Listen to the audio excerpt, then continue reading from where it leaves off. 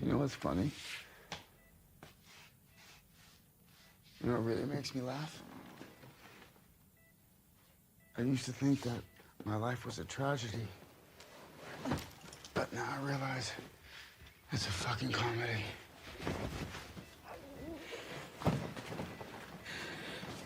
So we knew this was going to happen, but Joker 2 appears to finally be getting started. Now, this isn't much, but at least one reputable Hollywood paper has said that Todd Phillips has turned in a first draft for Joker 2.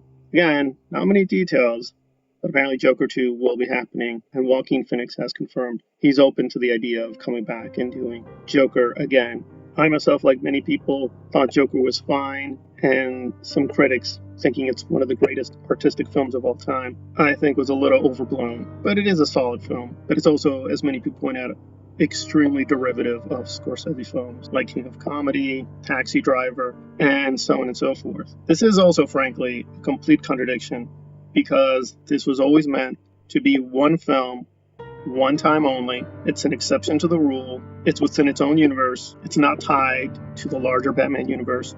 And it was done precisely to try to be a response to all these sequels or prequels. So this is a bit of a contradiction from the way Joker 1 was marketed as kind of this great one-time event to see this very artistic interpretation by Todd Phillips. So in terms of its artistic credibility, yeah, you can kind of mock it now and sort of like realize, yeah, it was what it was. I will say this, though, that some people were never fooled. So Rob Ager, who I look at a lot of his videos because I actually do work on Stanley Kubrick, he was not very impressed by Joker. I think he was a little bit overboard in terms of the harshness, but I think he was correct. This was basically a kind of mainstream capitalist film. It wasn't really meant to be challenging or rebellious, but some fans and a lot of critics really took it too seriously. But for what it is, it's fine. I myself am curious how they would keep going with the story, because again, if you know the film, there is kind of a twist at the end.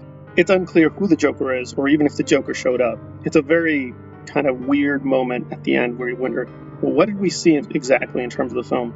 And it's at least an attempt to do something serious with the superhero genre. So overall, there are things to like about Joker, and I do hope it happens, but I do find it a little tiresome, the way that it was defended or promoted, that it was so risky, it was so dark, it's really going to challenge your mind. It didn't do any of those things. It was what it was. You give Todd a lot of credit, it's R-rated, he didn't censor the film, but at the end of the day, it's just a darker version of a lot of superhero films. Perfectly fine. Not every film has to be super experimental. But I'd have to say on record that, and believe me, I'm not the biggest Revenge of the Sith fan. I'd have to say at the end of the day, even Revenge of the Sith was more bold and experimental than Joker. So I wish them luck, because again, people need jobs. It was a legit film for many people. I'm not the biggest fan of it, but I'd be interested to see how they're going to keep the story going. And Joaquin is a very great actor, so he gave a really good, legitimate portrayal of Joker. But I am also curious how they're going to respond to some of the snickering and some of the questions about, the marketability of the new Joker film, and how, well, now it feels a lot more like the mainstream film that the Joker film was supposed to challenge. So I wonder how they're going to kind of weasel their way out of this one and say, no, it's still very artistic, yeah, and please buy the new Joker toy and the new Joker CD and the Joker video game tie-in. So at least that part I think is going to be very amusing, how they're going to try to square the circle of how the first one was so deep. They didn't even make a sequel.